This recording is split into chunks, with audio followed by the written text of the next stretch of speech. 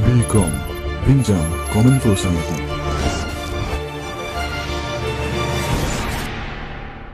Semeton Buleleng, jumpa lagi di Bincom, bincang Kominfo, sebuah podcast milik Dinas Kominfo Santi Kabupaten Buleleng yang mengangkat berbagai informasi pembangunan di Kabupaten Buleleng. Ini sangat luar biasa podcast ini, dan akan menghadirkan berbagai narasumber yang berkompeten dan akan menjawab semua permasalahan-masalah informasi pembangunan di Kabupaten Buleleng.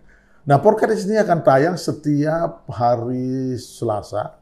Anda bisa lihat di YouTube channelnya Pemkab Buleleng, bahkan di Instagram Kominfo Santi, bahkan di media sosial lainnya, TikTok dan sebagainya, bahkan di Instagram. Nah, hari ini kita kedatangan seorang atau narasumber yang luar biasa, sebuah karya inovasi anak bangsa dari pemuda-pemuda, bahkan anak, ya, belum pemuda lagi tapi anak, yang menampilkan berbagai karya informasi yang sangat luar biasa. Yang pertama, ada narasumber yakni Bapak Kedut Chandra. Om Swastiastu. Om Swastiastu, Pak. Pak Kedut Chandra ini adalah seorang inovator yang sangat muda.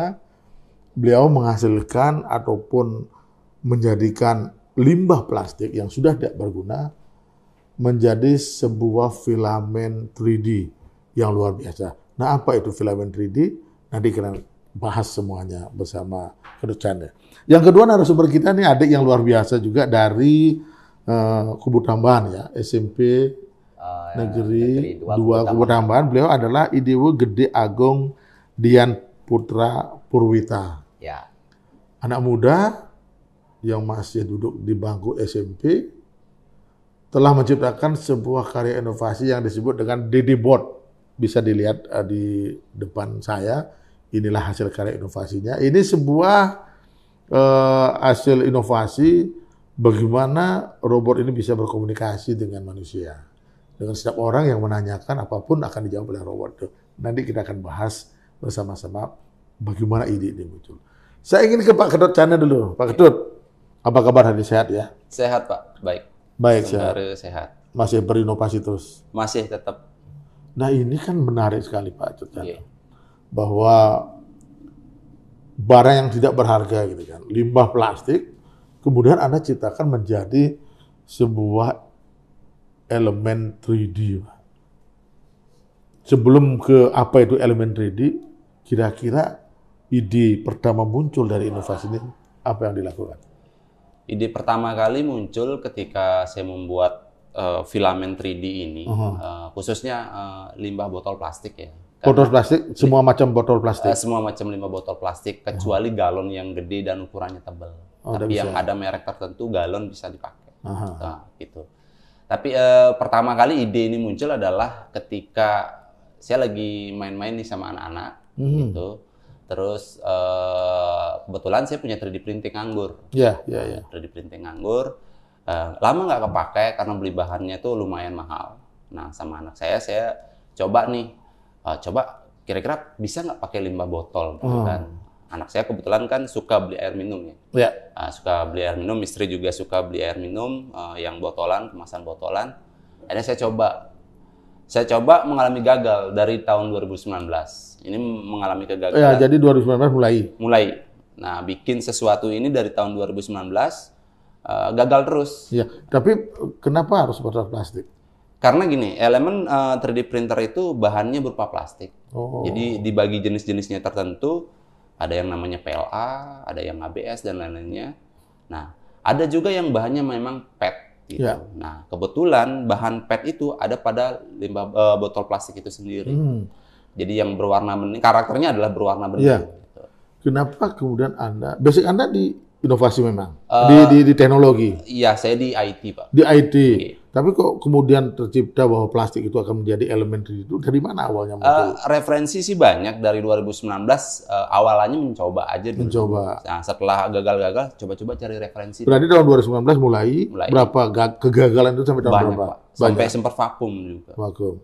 Hampir mau frustasi dia dilanjutkan. Enggak terlalu Enggak frustasi sih, enggak. karena ini cuman hobi aja sih, Pak. Hobi ya. Terus Hobi-hobi yang memang nggak menghasilkan pertama Ah. gitu. Akhirnya coba-coba jadi filament 3D. ah, Coba cari referensi tentunya Pak di platform media sosial gitu kan, dan ikut komunitas. iya, Kebetulan saya dapat komunitas di Rusia nih Pak. di Rusia. Iya, komunitas di Rusia. Saya ikut gabung di forum itu. Sekarang masih tetap Masih ada? tetap di forum itu.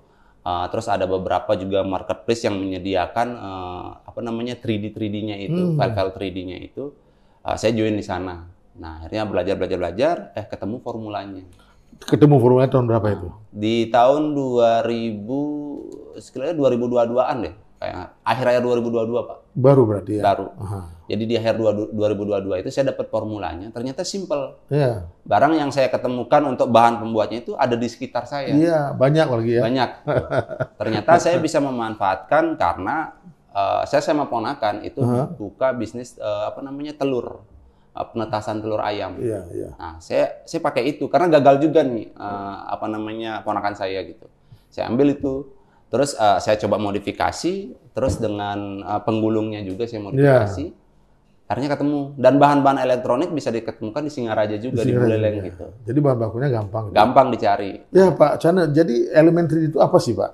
Filament 3D itu adalah bahan baku dari 3D printer itu sendiri, Pak. Jadi itu pembuat biasanya bahannya dari plastik. Itu dari plastik. Bahan lain nggak bisa?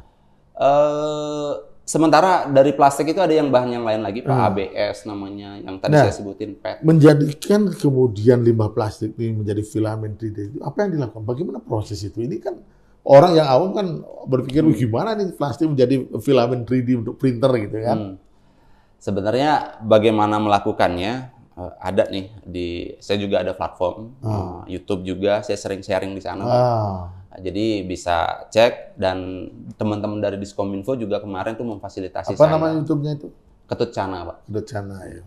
Jadi teman-teman dari Diskominfo kemarin pas waktu saya lomba itu juga memfasilitasi kemarin untuk bikin video seperti itu. Nah, bisa dicek aja langsung di sana. Dari teman-teman Diskominfo juga sharing seperti itu. Ya, bahkan ini kan temuannya menjadi juara tingkat nasional gitu ya. Nah, kelanjutannya sekarang ini ke depan itu kan, artinya karena filament 3D, kemudian setelah mendapat formulanya itu, setelah kemudian diuji cobakan, memang berjalan bagus dengan limbah plastik ini. Gimana tuh Pak? Pertama, jadi spesifikasi untuk kemana arahnya dulu Pak. Iya. Jadi pertama di dalam makalah saya yang kemarin di lomba ini nggak cuman sekedar jadi nggak melulu jadi cuan gitu, nggak dulu jadi profit gitu, tapi bagaimana cara mengedukasinya sekarang. Edukasinya dulu. Nah, saya bersama teman-teman juga penggiat lingkungan, juga ada yang bisnis di lingkungan juga, terutama dari sampah plastik, mencoba nih Pak, kita akan tidak berbicara teknologinya saja, bagaimana memanfaatkan dan pemberdayaan nantinya. Betul. Gitu. Nanti di kedepannya saya akan bikin sebuah pemberdayaan, mungkin bisa jadi pengganti rotan. Jadi kita akan berdayakan masyarakat, terutama di sekitar lingkungan saya dulu, untuk mencoba jadi yang namanya inke atau sokasi gitu Pak. Itu dari limbah botol plastik ini. Oh, ini luar biasa. Ya. Kembali ke topiknya, ke filament 3D itu gitu kan. Artinya ketika Anda membuat filament itu, berapa botol plastik yang harus digunakan? Gimana itu prosesnya? Untuk satu botol sendiri itu bisa menghasilkan 11 meter Pak. Jadi filament Satu botol. Ukuran tanggung itu. Ukuran 1 liter. 1 liter. 1 liter itu 11 meter. Kalau yang ini sekitaran 6 meteran. Nah, setelah itu ada spesifikasi khusus yang diminta dari 3D printer itu sebesar 1,75 mili. Nah, 1,75 mili itu untuk jadi bisa masuk di 3D printer. 3D printer. Nah, saya belum bisa membayangkan kalau dari limbah plastik itu bisa menjadi filament 3D itu ya. Sebenarnya kalau di bawah sekarang kan bisa ditunjukkan seperti apa modelnya seperti itu. Tapi bisa digambarkan, divisualkan sedikit gimana tuh filament 3D itu. Sebenarnya visualnya ya kayak benang, Pak. Kayak benang ya? Iya, dengan lebar 1. Itu yang menjalankan printer itu ya? Bukan. Itu jadi bahan bakunya, Pak. Bahan bakunya? Iya. Terus bahan bakunya itu menjadi printer itu gimana? Jadi printer 3D-nya ada, Nah. itu mengolah nanti si filamen ini jadi objek 3D. Oh. Nah, nanti dicetak oleh 3D printer ini. 3D printer ini dari mana? Ini dari kita beli bisa. Atau kita bikin juga karena sifatnya open source dia, Pak. Iya. Bahan baku murah, ada sekitar kita gitu kan. Ini udah berjalan terus, Pak. Sudah dicoba kan, udah bagus hasilnya. Sudah. Bahkan juara 1 tingkat nasional. Nah, ini kan juga membantu program pemerintah mengurangi sampah plastik gitu kan ya. Berarti Anda juga membeli plastik dari masyarakat? Untuk saat ini karena bahan baku saya masih sedikit, Pak. Maksudnya belum terlalu banyak sekali. Nah, harapan saya ke depannya ya dari sisi pemodalan ya gitu bisa dibantu oleh pemerintah juga, Pak. Udah langsung ke sana ya. Ya. Ke depannya bisa dibantu dan tetap mungkin dimonitoring. Jadi ke depan mungkin semua elemen ya, nggak cuma pemerintah, mungkin swasta juga. Iya. Jadi ke depan ide ini tuh sangat luar biasa. Apalagi saya punya misi-misi terkait pemberdayaan. Apalagi sekarang di depan saya ini ada adik yang memang sungguh luar biasa ya. Jadi bikin sebuah 3D dari robot ini, itu bisa diganti jadi bahan baku film. Betul. Itu. Pak Kedut Cane, tahan dulu ya. Siap. Sebuah inovasi itu akan berhasil gitu kan, bermanfaat kepada setiap orang. Bahkan ada nilai ekonomi di situ, komersialnya. Nah, tentu arahnya pasti akan ke sana untuk cuannya kan gitu. Saya ingin ke Dean ya. Ya. Dean, apa kabar Dean? Luar biasa Dean hari ini. Ya, baik Pak. Ya. Sama seperti tadi. Anda kok bisa punya ide untuk membuat robot yang bisa komunikasi? Anda masih muda, masih SMP gitu kan. Itu dari mana idenya muncul dari pengalaman itu? Kalau yang Dedebotnya ini, ide awalnya itu, dan itu lihat sekarang udah ada banyak teknologi AI yang diterapkan di dunia nyata kayak itu. Nah, terus juga ada Google Assistant dan Alexa, Siri. Itu kan dia bisa interaktif sekali dia. Terus sekarang juga udah ada ChatGPT. Nah, terus dan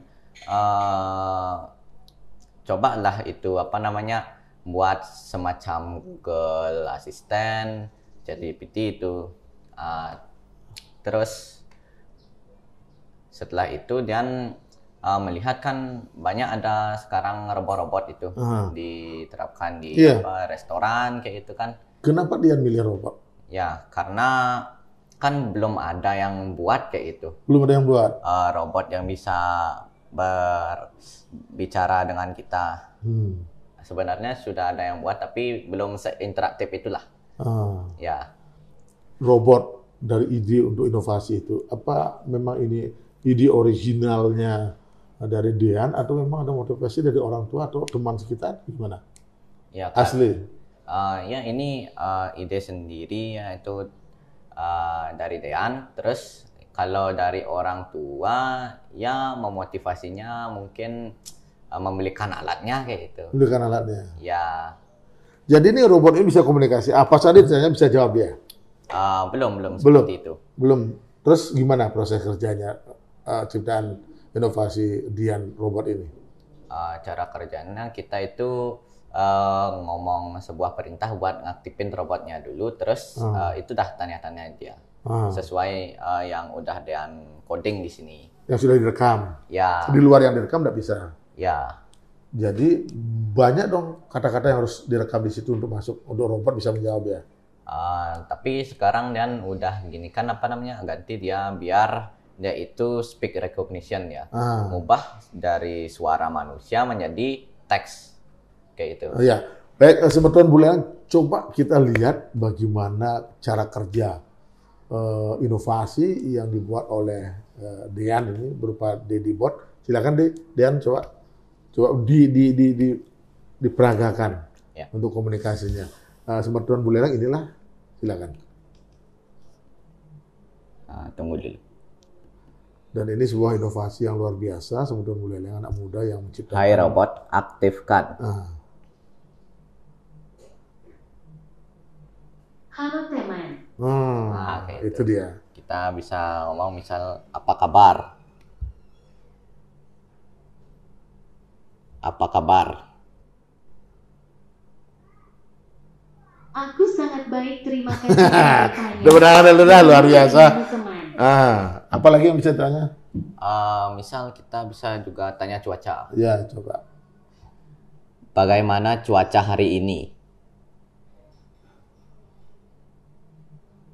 Cuaca di Singaraja, langit cerah, suhu 28,87 derajat Celcius, kecepatan angin 1,04 km per jam. Ya. Lengkap sekali ya. Ya. Apakah Anda sudah makan? Bisa nggak jawab dia?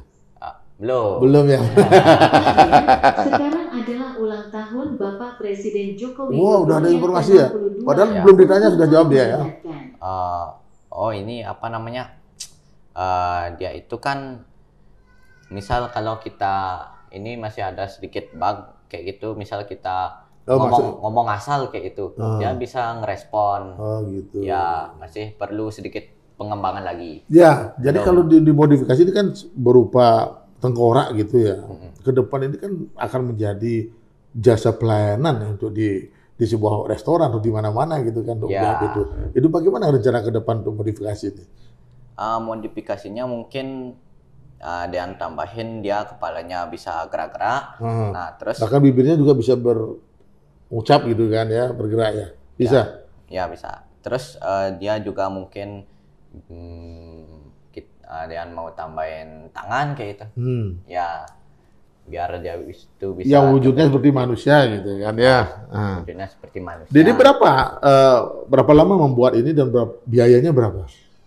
Kalau biayanya ini untuk komponennya sendiri itu sekitar 200 ribuan lah. 200 ribuan? Ya, terus kalau ditambah sama 3D print-nya ini mungkin tambah filament 3D print-nya itu kan yang beli di online shop kayak itu. Itu sekitar 200 ribuan juga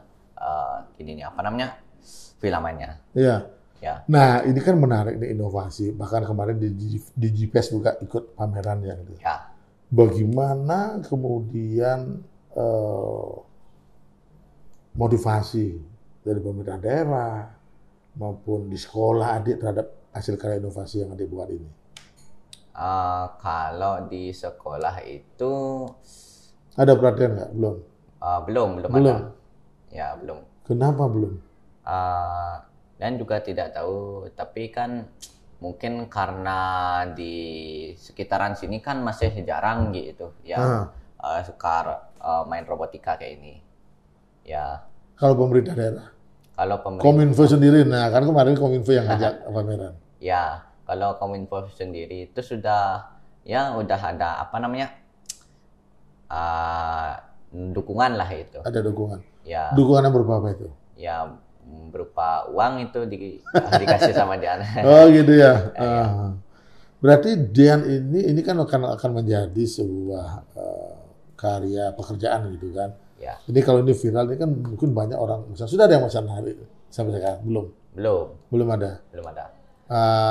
Tetapi bagaimana ke depannya Dian sendiri untuk bisa ini menghasilkan? Kalau Dian ini mungkin dia itu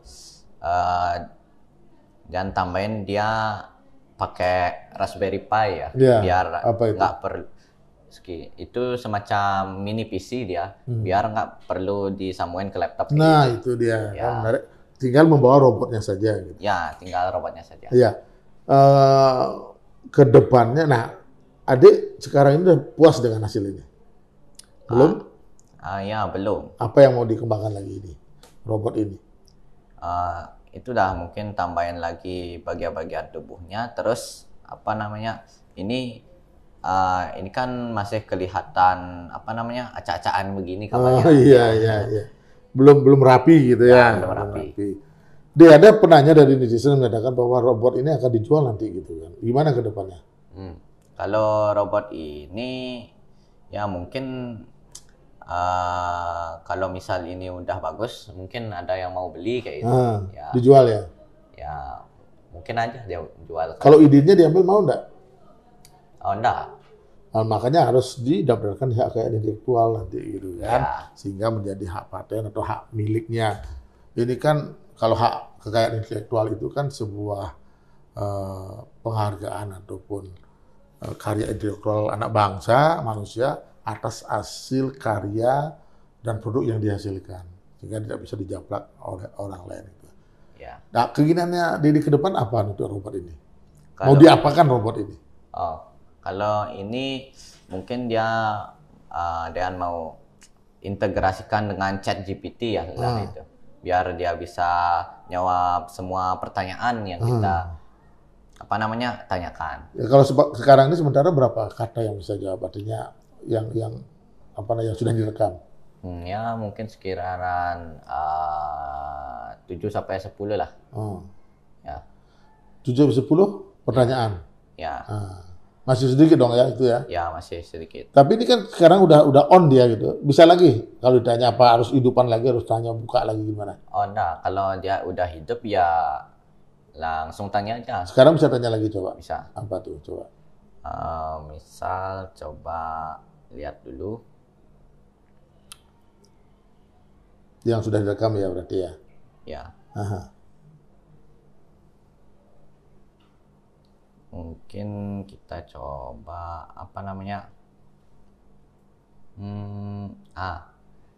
siapa kamu? Siapa kamu?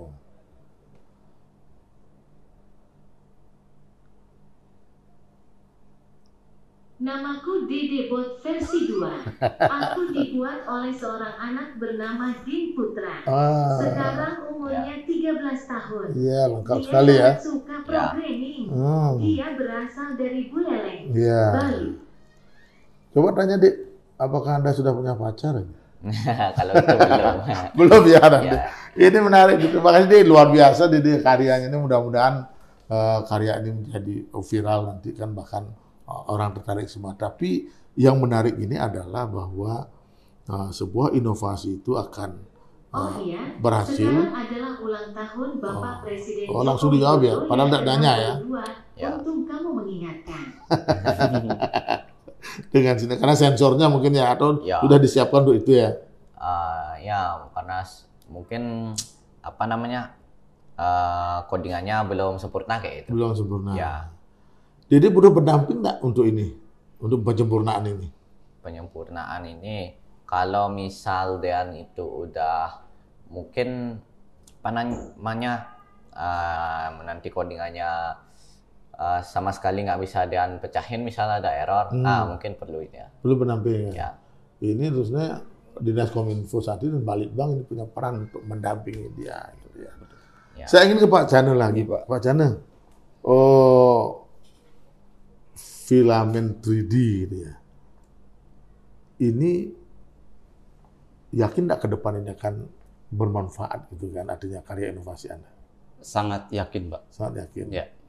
Untuk kebutuhan para hobi, Ah, terutama di hobi diecast. Ya. Saya juga punya mimpi sebenarnya, Pak. Ketika suatu hari nanti, ketika saya bisa berhasil untuk membuat sesuatu, Ya. saya sempat sampaikan juga nih di salah satu media digital. Ketika nanti barang dari barang bekas ini bisa berguna bagi anak-anak difabel. Difabel ya. Jadi yang nggak kekurangan tangan, yang nggak ada tangannya ya ke depan.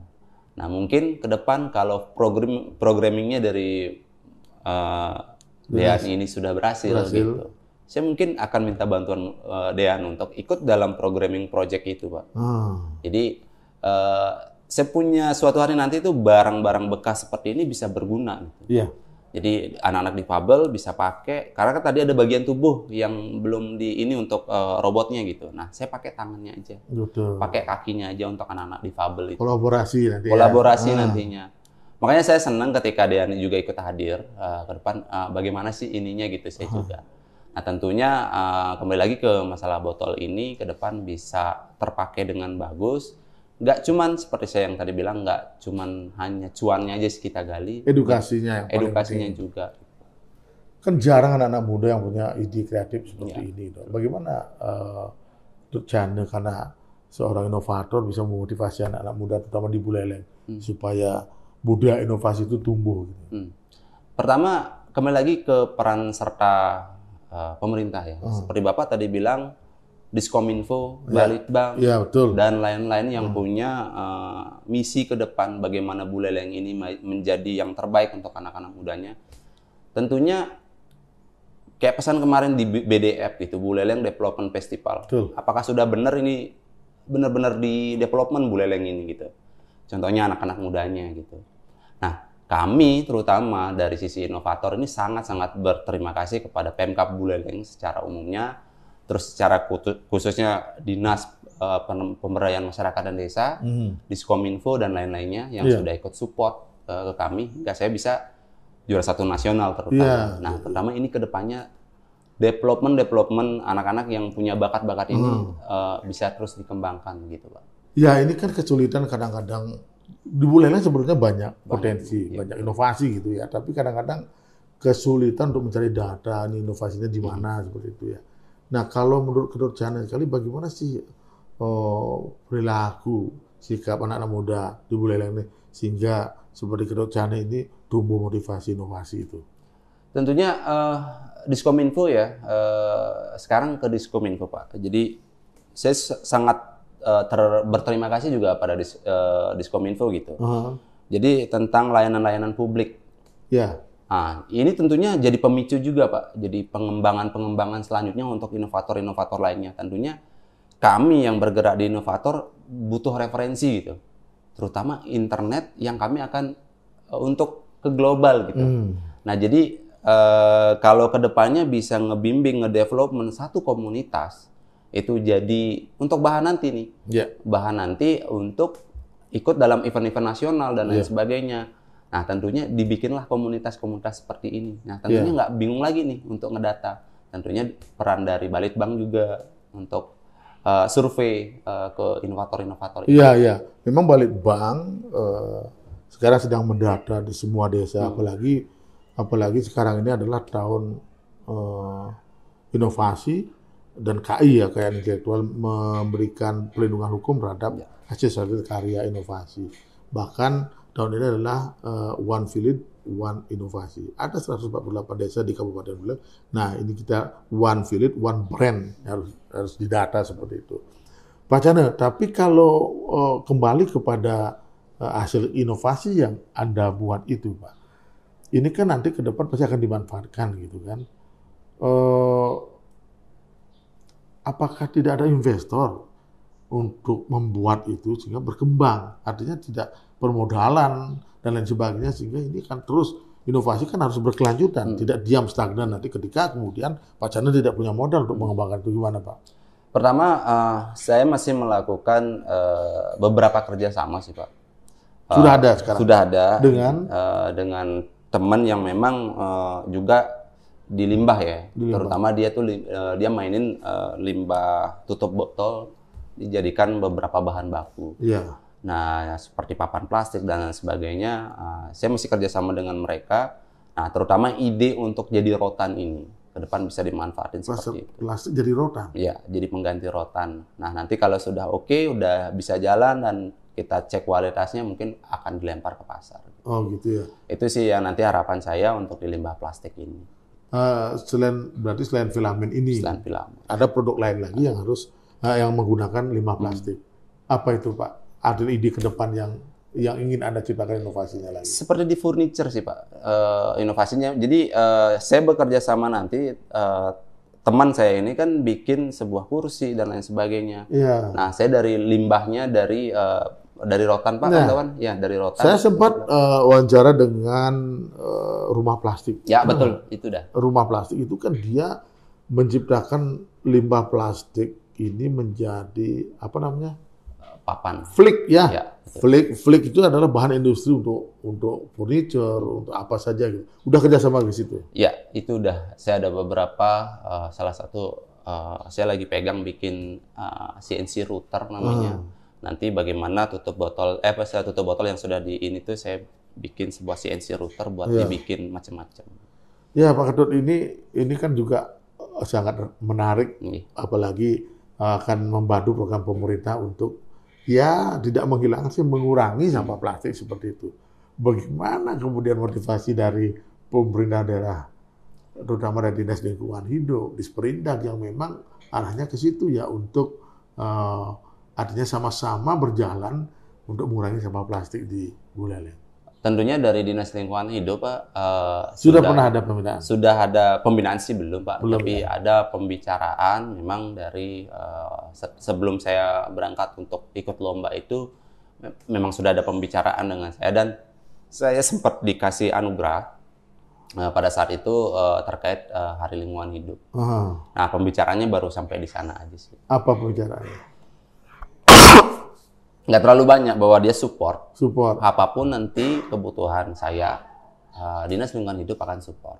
Nah, tinggal saya aja datang ke sana, apa jadi kebutuhan. Nah, mungkin saat ini belum, nanti ke depan kalau memang sudah saya bisa lebih besar lagi, nah baru itu saya mungkin minta support dari Dinas Lingkungan Hidup.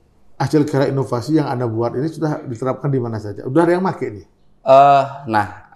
Ini serunya, Pak. Jadi, saya kan sekarang ada di ranah edukasi. Dari universitas, salah satu mahasiswa Universitas Global Jakarta, itu sudah beli komponen dari mesin saya. Beli komponennya? Karena saya jual bebas, kalau memang ada yang mau belajar silahkan, tapi dia mau beli, oke saya kasih untuk bahan skripsi. Kalau belajar juga dikasih? Dikasih, Pak. Tapi kan itu hak intelektual Anda. Saya nggak masalah karena menyelesaikan masalah sampah, bukan masalah saya, tapi masalah bersama. Gitu ya. Itu saya selalu pegang prinsip itu. Ya. Karena tentunya saya belajar ini saya dapetin gratis juga kok di internet dengan usaha saya gitu. Ya. Nah, masalah itu kembali lagi ke masalah cuan, ya itu tergantung sekarang. Tapi ke depan kan pasti kan? Ya pasti. Saya lagi urus haki juga. Haki ya? Ya. Sudah daftar? Saya sudah dikasih formnya dari Kemendes. Itu tinggal saya. Bisa lewat balik bank nanti. Kebetulan kan saya yang di Haki. Oh, gitu, gitu kan. Ya. Tapi ke depan akan dijual enggak ini hasil filament 3D-nya? Filament 3D kemarin saya kirim ke Palembang. Sudah ada yang beli? Sudah. Itu untuk mahasiswa juga di Palembang. Berapa harganya itu? Itu kemarin dihargai untuk 11 meter itu 11 meter. 10.000 sih, Pak. 10.000? Iya. 11 meter? Iya. Itu berapa botol plastik gitu? Satu? Itu cuma satu aja. Oh iya. Karena saya nggak mau ngehargai ini. Kamu kalau mau bikin silakan gitu. Saya kasih idenya gitu.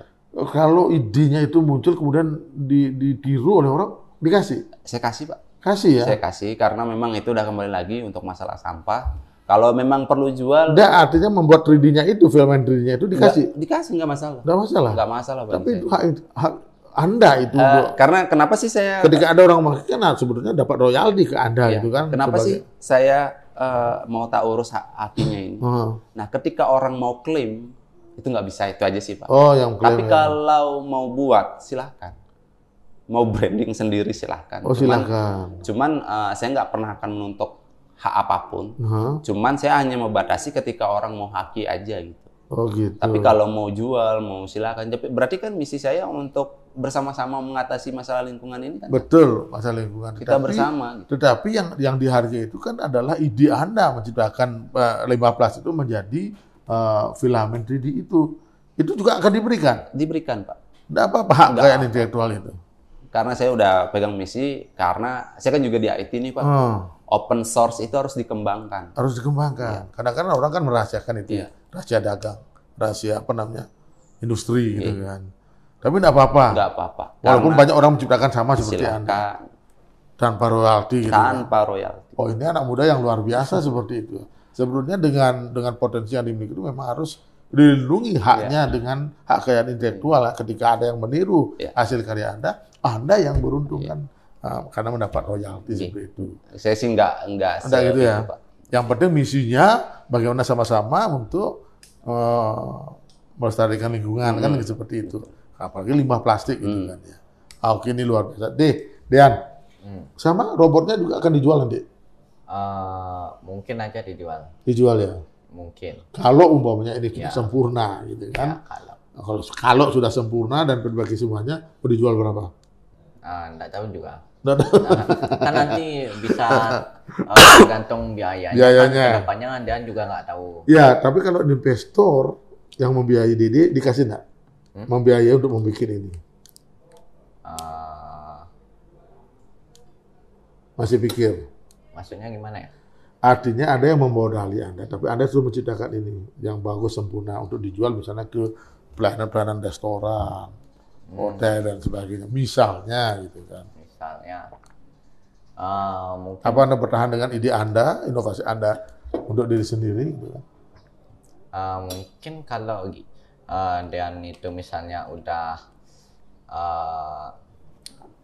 apa namanya skill pemrograman Dean itu udah pro kayak gitu, ya mungkin Dean mau terima kayak gitu. Terima itu ya. Ya, Karena kan sekarang harus cuan itu.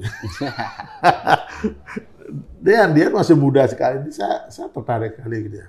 Menciptakan robot itu. Bahkan juga ada informasi bahwa dia juga menciptakan gamelan digital itu ya. ya, Gamelan digital itu. Sama prosesnya dengan ini. apanya? Cara kerjanya. Gamelan digital. Itu dari mana? Bahannya itu dari apa? Apanya Gamelan digitalnya. Bahannya itu dari kardus. Kardus. Ya, Kemudian, terus gininya, gamelannya itu apa namanya? bilahnya. Ah, Ya, bilahnya dari bambu. dari bambu. Ya, Tapi bunyinya sama seperti gamelan yang ada sekarang ini. ya sama. Itu juga pakai sensor ya kan gitu ya. Ya, Oh, sayang hari ini tidak dibawa gamelannya gitu ya. Itu menarik. Itu berapa gamelan sudah diciptakan? apanya? Gamelannya. Gamelannya baru itu aja. Ya, apa namanya?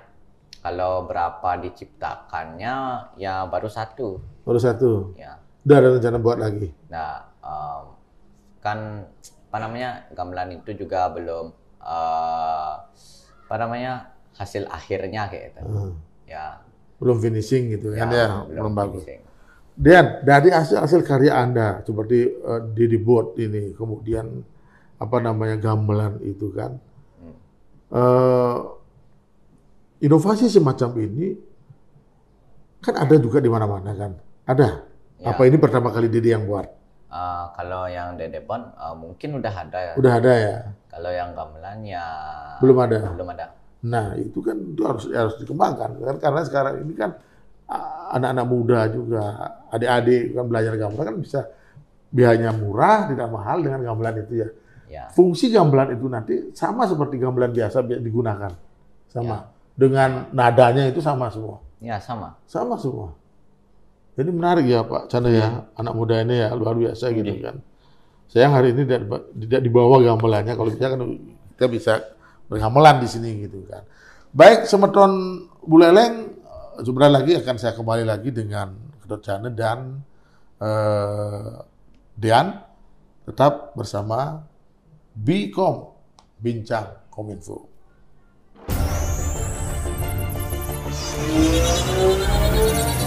Bicom, Bincang Kominfo Sanity. Semeton Buleleng kembali lagi di Bicom, Bincang Kominfo. Dan sebuah channel atau podcast yang memberikan informasi berbagai hasil pembangunan di Kabupaten Buleleng. Kembali bersama Kedot Chandra dan Dean. Gitu. Pak Kedot Chandra, Anda seorang generasi muda. Saya ingin tanggapan Anda tentang potensi pemuda Buleleng. Gimana menurut Anda? Oh, sangat luar biasa sih Pak sejauh ini untuk potensi anak Buleleng, jadi pemuda-pemudi Buleleng. Untuk tanggapan saya mungkin belum terfasilitasi aja Pak. Nah, belum terfasilitasi. Artinya Karena menurut saya ya udah ada potensi beberapa seperti yang saya sudah kenal ya. Cuman gregetnya untuk sekarang ini mau kemana sih arahnya gitu untuk anak-anak muda ini. Belum terfasilitasi, mau kemana sih saya harus minta tolong gitu. Iya, artinya potensi yang ada itu belum tersalurkan. Belum tersalurkan yang saya lihat seperti itu. Selama ini program pemuda daerah yang dilaksanakan itu belum, menurut Anda artinya belum mengajak generasi muda atau pemuda?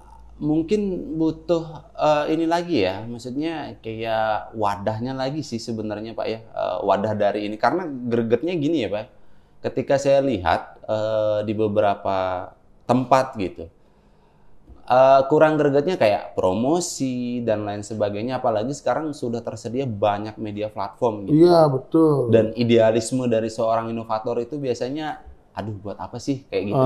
Ya. Nah itu yang mungkin agak susah nih untuk dieksis gitulah. Ya. Nah harapannya sih untuk pemuda-pemudi, ayo kita manfaatin media-media sosial ini bukan untuk terkenal, bukan untuk apa, itu bonusnya nanti ya. Untuk edukasi, jadi bagaimana mengedukasi dan lain sebagainya dari inovasi-inovasi tersebut. Iya. Gitu. Tapi artinya kegiatan-kegiatan selama ini seperti BDF kemarin kan, Buleleng di Perun Festival itu belum mengakomodasi generasi muda. Asung Kardo menurut saya sih sudah Pak. Ada komunitas-komunitas drone kemarin untuk FPV, terus saya ketemu Dean juga, terus ada beberapa teman-teman yang memang juga saya kenal ya, jadi wah keren nih, ke depan mungkin harus dikencangkan lagi di BDF ini agar teman-teman yang ini pada tertarik untuk ikut stand di BDF itu. Gitu. Ya, seperti potensi pemuda di Buleleng dengan potensi yang ada di Buleleng. Punya obsesi nggak menurut Jana ini? Apa yang dilakukan untuk mengangkat peran generasi muda di Buleleng? Apa ya obsesinya? Ya bersama-sama sih. Kalau menurut saya ya istilah Bulelengnya bikin membuyi aja sih begitu Pak. Jadi kita sudah disediakan platform gratis ini, ayolah sama-sama. Tapi gitu. Sikap membuyi itu kan sikap yang bagus sebetulnya. Iya sih, ya kan? kritis gitu kan. Nah, Anda ikut di komunitas enggak sekarang? Sekarang saya rencana mau bikin. Apa itu komunitasnya? Ya maaf, mungkin bagi orang Buleleng agak sedikit kasar ya. Nah, iya benar. Agak sedikit. Anda mempunyai inovasi yang disebut dengan Trust Kleng. Nah, ini Semeton Buleleng kalau berbicara masalah Trust Kleng gitu kan. Ini konotasinya sudah negatif gitu kan kalau tetapi apa ini Trust Kleng ini? Nah, inilah inovasi yang diciptakan oleh Kedutaan. Apa itu Trust Kleng? Sebenarnya awalan dari kata Trust Kleng itu sendiri sebenarnya ya kembali lagi ke istilah saya agak sedikit memboyu ini gitu. Jadi ketika saya berbicara sampah itu konotasi katanya atau bahasa Inggrisnya adalah trust. Nah, ketika saya memboyu atau sama temen atau tergantung konteks kita mau menempatkan kleng itu di mana. Kleng gitu kan. Ya. Jadi permainan kata aja sebenarnya. Jadi kleng itu apa? Kleng itu sebenarnya awalannya adalah dari kata eling. Nah, ini saya ambil katanya dari kata kakek saya. Karena kakek saya namanya Keling. Nah, Keling, eling. Nah, penulisan pada saat ditulis kakek saya itu namanya Keleng. Gitu. Nah, makanya saya tulis itu. Jadi Trust Kleng itu apa? Komunitas bergerak di mana tuh? Ini baru saya awalan mau mencoba aja sih Pak. Jadi untuk Trust Kleng ini sebenarnya mau mewadahi teman-teman yang mau istilahnya mencoba untuk berinovasi terutama di sampah. Di sampah. Eling kembali lagi ke awal tentang sampah. Apa yang dibuat nanti Trust Kleng ini? Ya salah satunya mengelola sampah itu sendiri. Itu menjadi ke depan bisa berguna bagi orang lain. Iya. Bisa jadi manfaat buat kita dan orang lain. Jadi artinya dengan komunitas Trust Kleng ini kemudian mengolah limbah sampah itu menjadi barang yang berguna gitu kan ya. Itu Anda tergabung berapa orang di dalamnya itu? Untuk saat ini baru cuma 5 sih kayaknya. 5 orang. Baru teman-teman di sekitaran saya aja. Ya, itu bagaimana kaitannya dengan ada kaliber gitu kan. Tahu enggak kaliber pengolah sampah? Oh, belum tahu. Belum ya. Artinya komunitas ini khusus untuk menciptakan inovasi bagaimana mengolah sampah menjadi sebuah sesuatu yang bermanfaat ya. Nanti apa saja itu yang mau dikerjakan? Pertama, kembali lagi ke awal saya sempat ngomong itu masalah pemberdayaan. Jadi pemberdayaan di sini bagaimana caranya mengganti rotan. Pertama itu, terus bikin sokasi dan ingke. Nah, ke depan saya udah ketemu temen yang memang buat ingke, terus kedua sama bikin sokasi.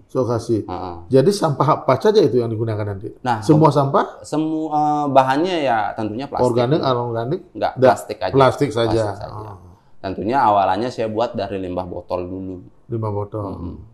Tapi kan Anda harus dapat bahan mentahnya itu kan ya. Bagaimana kerjasama Anda nanti dengan masyarakat dan lain sebagainya? Rumah plastik tentunya sama. Tapi rumah plastik kan juga dia menyerap juga plastik kan untuk filament bahan bakunya itu. Tapi Anda sudah kerjasama dengan masyarakat, misalnya komunitas-komunitas yang memang mau kerjasama menghasilkan? Belum sejauh itu sih. Belum sejauh itu. Tapi untuk dari membuat itu, dari mana Anda dapat plastik itu? Tentunya di desa kami itu kan ada juga rencana pembuatan TPS 3R. TPS 3R, ya. Rencana ke depan. Karena saya belum ada pembicaraan juga dengan desa kami, kebetulan nanti kalau sudah ada pembicaraan, kita bisa kerjasama dengan TPS 3R. Karena kemarin untuk pembuangan sampah itu sendiri kan ke tempat lainnya. Nah, tentunya nanti ada diaktifkan lagi itu TPS 3R. Nah, tentunya saya dapat privilege juga dong untuk dari pemerintah desa saya untuk bisa mengelola sampah.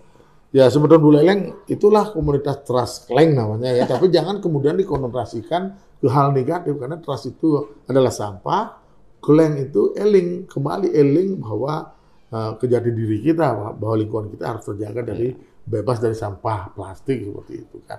Nah, inilah kemudian komunitas ini akan berkembang di Buleleng, apalagi kemudian sudah menciptakan inovasi tentang filamen 3D ini kan. Itu masuk di komunitas trust Kleng itu? Iya, Pak. Sudah. Anggotanya sekarang baru 5? Baru 5 sih. Lalu bagaimana kok tidak mengambil generasi muda yang lainnya yang memang sejalan dengan ide dan misi Anda? Enggak semua nyampe dengan inovasi saya, Pak. Udah semua nyampe? Iya. Kenapa? Ya pertama, masih kebanyakan berbicara tentang instan. Tidak mau berproses. Oh. Hanya tertentu ya, Pak ya. Gitu. Instan, hasilnya juga instan, Ya. cepat kaya gitu ya. Jadi saya tanya, mau ikut nggak gitu. Ya, ya. Jadi berbicaranya, oh ini berapa nih saya dapat hariannya. Oh gitu ya. Saya mau lihat dulu prosesnya, tahu nggak? Gitu. Oh. Kalau ketika sudah tahu prosesnya seperti apa, mau belajar nggak? Gitu sekarang kan. Sebegitukah generasi muda kita? Mungkin hanya beberapa ya, Pak. Beberapa. Nah, mungkin ini yang perlu kita bersama-sama ya. Ya, Anda kan pionir lah katakan sekarang ya untuk berinovasi seperti itu dan melibatkan generasi muda. Apa yang dilakukan untuk motivasi generasi muda bisa bergabung dengan Anda? Pertama sadar lingkungan aja dulu. Setelah itu sadar lingkungan, bagaimana kita mendidik diri kita untuk selalu berinovasi, gitu. Terutama apa yang ada di sekitar kita. Tentunya saya tuh secara khusus ngajakin teman-teman yang bisa berpikir seperti itu, Pak. Iya. Jadi kalau memang nggak bisa berpikir itu nggak bisa masuk ke kami gitu. Betul. Ya, jadi apalagi kemudian berpikir sedikit uang gitu kan. Ya. Gitu. Jadi itu yang saya mau ajak tuh dari teman-teman. Nah, ke depan kalau sudah kita berhasil dan bisa mengembangkan, kemudian mau mengembangkan sendiri, silakan. Sudah dapat pengalamannya di sini gitu ya. Gitu. Tapi kendalanya sekarang untuk mengajak pemuda gimana, Pak? Untuk berinovasi? Untuk ngajak sih saya nggak punya peran, Pak. Nggak punya peran untuk mau ngajakin pemuda-pemudi yang ada di Buleleng. Tapi kemauan dia sendiri, kesadaran dia sendiri. Kalau mau, yo silakan. Ketika berbicara seperti ini, ya silakan. Iya, artinya kan supaya waktu tidak terbuang sia-sia seperti itu. Daripada kemudian ya banyak yang menyalahgunakan kegiatan seperti itu, hal-hal seperti itu kan lebih baik bergabung di komunitas. Ada komunitasnya, Dean? Kalau Dean itu belum ada komunitasnya. Membuat komunitas nanti. Kalau mau supaya tidak ini hanya Dean saja yang tahu, tapi kan teman-teman juga seumuran dengan Dean. Ya mungkin nanti Dean kepikiran ada buat komunitas mungkin. Tapi itu kan nanti, belum sekarang. Belum nanti ya. Saya gabung yang pertama, Pak. Gabung yang pertama. Dean, selain robot dan gamelan, apa ide inovasi Anda yang ingin Anda lakukan lagi? Kalau rencananya Dean itu buat gini, apa namanya? Ada mesin. Nah itu kita misal mesin cetak uang gitu kan? Enggak ya? Misal kita ada sampah botol plastik, kita masukin botol plastiknya, nanti dapat poin kayak gitu. Ya. Dapat uang itu ya? Poinnya tuh nanti bisa ditukar. Ya, ditukar. ATM sampah ya? ATM sampah gitu ya? Masukkan botol, keluar poinnya. Nanti langsung masuk poinnya ke akun kita kayak gitu. Oh gitu. Ya. Terus itu nanti yang punya sampah plastiknya itu dapat apa dia? Mungkin nanti bisa juga didaur ulang seperti Om Sana itu buat filamen. Ya. Terus nanti bisa Setelah buat filament bisa bikin objek-objek 3D dijual kan dapat uang juga. Ya, Dapat uang ya cuannya. Ya. Ini menarik, sebenarnya menarik sekali pembahasan kita kali ini tentang inovasi. Ya, mudah-mudahan podcast ini didengar oleh atau ditonton oleh banyak generasi muda sehingga ide-ide kreatif itu ini muncul. Sekarang rencana ke depannya apa harapan yang ingin disampaikan kepada pemerintah daerah, kepada Dinas Kominfo Santi yang punya podcast ini, bahwa Anda sudah berinovasi. Apa yang Anda lakukan nanti? Apa yang diharapkan nanti untuk ke depan hasil inovasi Anda? Pertama, ya dari Diskominfo sendiri mungkin kembali lagi ke development ya. Dari bagian dari yang sesuai dengan Diskominfo. Jadi justru saya senang sekali adanya podcast ini ya, tentang Bicom ini. Kita juga merasa terfasilitasi, jadi bisa menyampaikan juga gitu. Edukasi langsung ya. Gitu langsung ke pemuda-pemudi di Buleleng. Apalagi bukan pemuda-pemudi Buleleng juga, ini jangkauannya kalau udah masuk ke YouTube. Sudah global ya, dunia betul, gitu. Betul. Jadi ini sangat bagus sekali, tentunya harapannya informasi-informasi yang kami dapatkan juga sebagai generasi muda tentunya bisa terfasilitasi, kita bisa menonton kembali. Nanti di jadwal hari Selasa lagi ini siapa ya? Apa sih metode ini? Ada alternatif lain selain radio. Nah, kita sekarang di platform ini. Betul, karena memang eranya ya. Eranya sudah digital semua.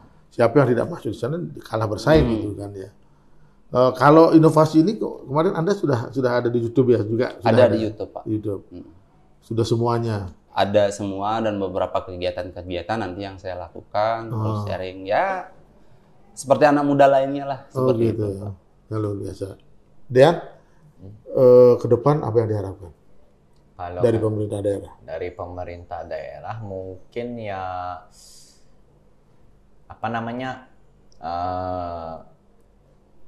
pemerintah daerahnya itu bisa kayak mempromosikan tentang robotika gitu. Hasil inovasi Anda ya. Bisa dipromosikan. Nah, kan siapa tahu ada yang tertarik biasa buat bareng-bareng kayak gitu. Ya, kolaborasi lah gitu ya. Ya. Kalau sekarang Bapak bagaimana dukungannya dengan orang tua? Dengan orang tua dukungannya ya misal kasih ide buat kata-katanya yang dimasukin kayak gitu ya. Nah, terus juga beli alat-alatnya. Ya. Bapak yang biayai. Ya. Dari hasil ini belum menghasilkan Didi sekarang belum. Tapi motivasi Bapak luar biasa ya, mendukung ya. Apalagi Dian akan viral ini ya, robot ini barangkali itu kan harus dukungan orang tuanya juga luar biasa untuk Dian. Sekolah belum mendukung. Waktu kemarin di Givesna atas nama sekolah apa pribadi? Pribadi. Ya. Tapi ketika ditahuin bahwa Dian punya karya inovasi ini, bagaimana tanggapan sekolah? Tanggapan sekolah mungkin dan itu diberi apresiasi lah kayak itu. Apresiasi. Apa itu apresiasinya? Kayak mungkin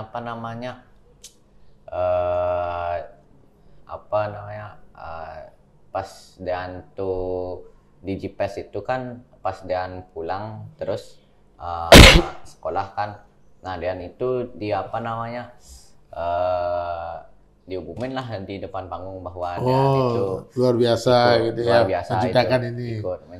Ya, tapi apakah tidak mengganggu jam pelajaran Anda karena Anda tertarik kemudian terlalu fokus terlibat dengan ini? Bagaimana dengan pendidikan yang belajarnya aman, jalan semua? Ya, aman. Aman ya. Ya, kalau buat robotnya mungkin di luar kalau misalnya ada waktu luang nggak ada tugas kayak itu. Nah, baru dia buat robotnya. Buat robotnya. Berapa robot sudah? Baru satu? Baru. Kalau robot itu ada satu, terus juga ada robot yang robot semacam mobil remote control, bisa dikontrol pakai tangan gitu. Ya, gestur tangan. Itu buat itu minta uangnya sama Bapak? Ya. Sering-sering minta uang sama Bapak dan ciptakan lagi yang lain gitu. Bapak kan masih mendukung kan semuanya. Oke, terima kasih Semeton Buleleng. Itulah bincang-bincang hari ini kita di podcast Bincang Kominfo, Bicom ya. Dan ini luar biasa. Selalu nantikan setiap hari Selasa berbagai narasumber akan hadir. Dan hari ini luar biasa, 2 anak muda yang telah menciptakan inovasi-inovasi yang luar biasa. Tentu ini menjadi motivasi bagi generasi lainnya untuk mari kita selalu meningkatkan budaya inovasi. Karena inovasi inilah yang mampu akan menyelesaikan berbagai permasalahan tantangan pembangunan yang ada. Terima kasih Pak Gatot Chane, kemudian Dian, thank you. Ya. Terima kasih, berkarya terus Pak Gatot Chane, mudah-mudahan komunitasnya berjalan lancar dengan Trust Buleleng. Semeton Buleleng, itulah bincang-bincang kami, dan tentu saja kita akan jumpa lagi di materi yang lainnya. Sampai jumpa hari Selasa depan.